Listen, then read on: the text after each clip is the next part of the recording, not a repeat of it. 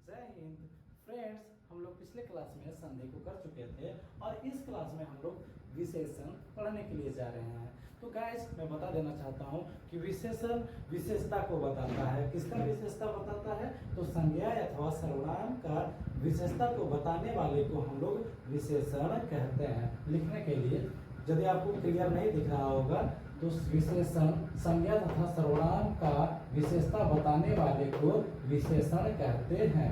Example के तौर पे बगीचे में हरे भरे पेड़ हैं। तो आप देख रहे हैं हरे भरे, क्या बता रहा है? ये विशेषता बता रहा है। विशेषता में क्या बता रहा है कि पेड़ जो बगीचे में जितने सारे पेड़ हैं सब हरे भरे हैं। अब ये जो हरे भरे हैं, हाँ आपको बोल रहा हूँ, आपका ध्यान कहाँ है? देखो इधर यार।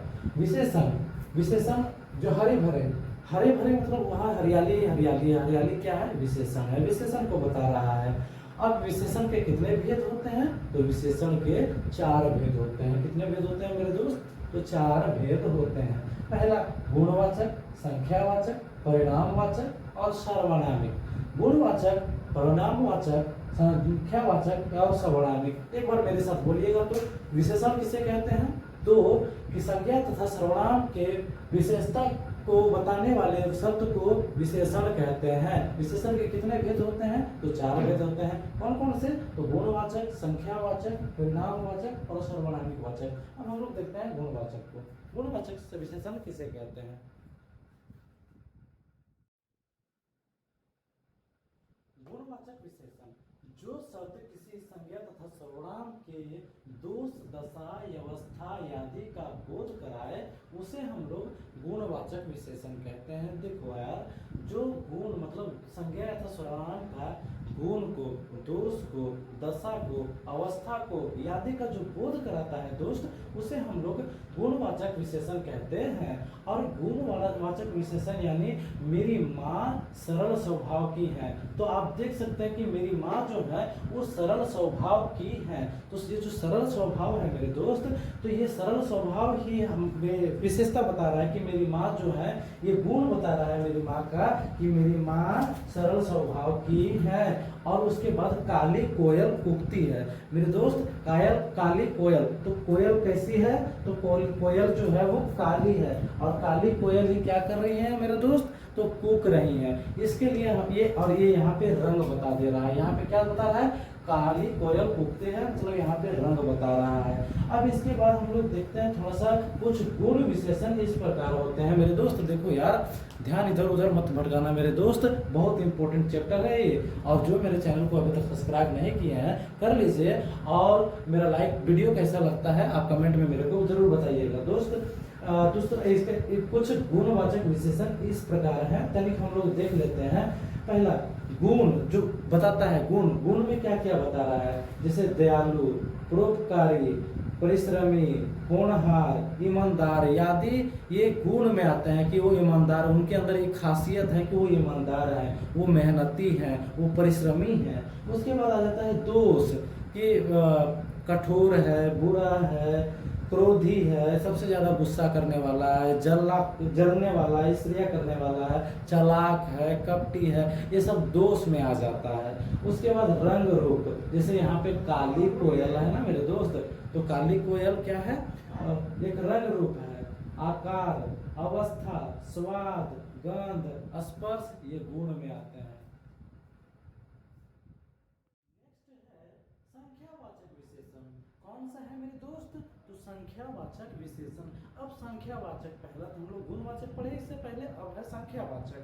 संख्यावाचक किसे कहते हैं मेरे दोस्त? आपको बोल रहा हूँ ध्यान से थोड़ा देखना यार, इंपॉर्टेंट है। जो शब्द किसी संज्ञा तथा सर्वनाम के, जो शब्द किसी संज्ञा तथा सर्वनाम के, ये आपको कॉमन मिलेगा। ये सभी में आपको चार बताया ना मैं, 4 भेद, तो चारों भेद में आपको कॉमन मिलेगा कि जो शब्द किसी संज्ञा तथा सर्वनाम के, एक बार मेरे साथ बोलो तो, जो शब्द किसी संज्ञा तथा सर्वनाम के, जो शब्द किसी संज्ञा तथा सर्वनाम के संख्या संबंधी जानकारी दे, संख्या के बारे में बताता है। देखो संख्यावाचक संख्या की जानकारी दे रहा है, उसे हम लोग संख्यावाचक कहते हैं। जैसे एग्जांपल में मेरे पास 10 कलम है। मेरे पास कितना कलम है मेरे दोस्त? 10 कलम है। और उसके घर में कुछ गाय हैं, उसके घर में कुछ गायें हैं, उनके घर में कुछ लोग हैं, अब कितना है ये हम नहीं जान रहे, लेकिन कुछ है और मेरे पास ये श्योर है कि 10 है, तो इसके यहाँ से 2 भेद बन जाते हैं, यानी संख्यावाचक के भी 2 भेद, यानी 2 बेटा। कौन कौन सा? एक निश्चित संख्यावाचक और एक अनिश्चित संख्यावाचक। अब आपको दोस्त बताने की जरूरत है कि निश्चित और अनिश्चित क्या है, जिसमें हम लोग कंफर्म है कि यहाँ पे 10 आदमी है, 20 आदमी है, 2050 है, जो भी इतना रुपया है उतना रुपया, इतना नहीं, 50 रुपया है, 100 रुपया है, 1000 रुपया है, लेकिन है इतना हम लोग कंफर्म है। जो जिस चीज में हम लोग कंफर्म रहते हैं, जिस चीज में हम लोग कंफर्म रहते हैं, उसे हम लोग निश्चित संख्यावाचक विशेषण कहते हैं।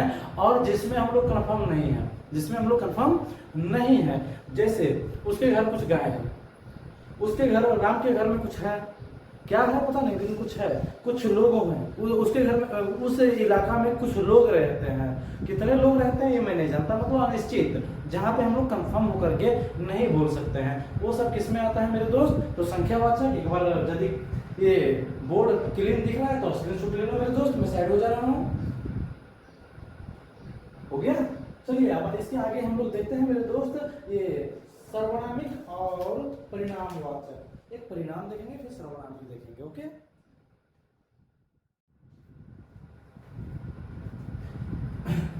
आगे देखते हैं मेरे दोस्त परिणामवाचक विशेषण। क्या देख रहे हैं? परिमाण। परिमाण मतलब जैसे नाप, तौल, नापना, तौलना, इतना है, उतना है, ये सब परिणाम में आ जाता है। जो शब्द किसी संज्ञा तथा सर्वनाम के, अभी मैंने बताया था ना कि ये कॉमन मिलेगा आपको, जो शब्द किसी संज्ञा तथा सर्वनाम के परिणाम या नाप तौल संबंधी जानकारी देता है, उसे हम लोग परिणामवाचक विशेषण कहते हैं। एग्जाम्पल में 1 किलो आम, 2-4 नारियल, और बहुत सारे हो जाते हैं, 2-4 बैर, 2 किलो चावल, 2 किलो गेहूं, ये सब जितना भी नापने तोलने वाला चीज आता है ना मेरे दोस्त, वो परिणामवाचक में आता है। किस में आता है? एक बार मेरे साथ बोलेगा, किसमें आता है? परिणामवाचक में। एक बार फिर से बोलो, किसमें? परिणामवाचक में। क्या आता है? नाप तौल, यानी परिणाम जिसमें हम लोग को पता चलता है, परिणाम संबंधी जानकारी जहां हमें प्राप्त होता है, उसे हम लोग कहते हैं परिमाणवाचक। अब एग्जाम्पल में तो आपको बता दिया कि 1 किलो मटर, 1 किलो आम, ये सब जो नापना तोलना, इसके भी 2 भेद होते हैं मेरे दोस्त। इसके भी कितने 2 भेद होते हैं? तो इसके भी 2 भेद होते हैं। इसे निश्चित परिणामवाचक और अनिश्चित परिणामवाचक। जहाँ पे कुछ क्या लग गया वो अनिश्चित में, और जहाँ पे नंबर बता रहा है कि 2 किलो, 4 किलो, 4 दर्जन केला, 6 दर्जन केला, या फिर 1 केजी अंगूर, ये सब जो आता है वो निश्चित परिणाम में आ गया कि हम लोग को पता है कि यहाँ 4 केजी चावल है।